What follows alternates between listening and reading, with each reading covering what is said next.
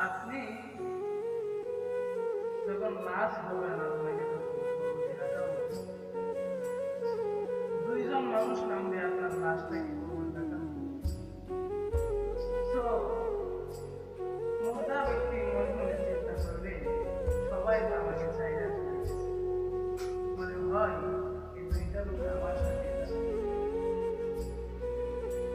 কিছুক্ষণ পর দেখে একটা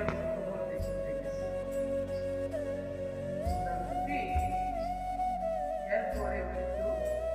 ঘাবড়ে পড়ে যাই হোক একজন চলে গেছে আরেকজন পাচ্ছে মনে হয় সেই লোকটা আমার কাছে একটু পরে দেখে এই লোকটা মরে গেছে তখন মুর্দা ব্যক্তি বলে হাই হাই কার জন্য কি করলাম কার জন্য কি করলাম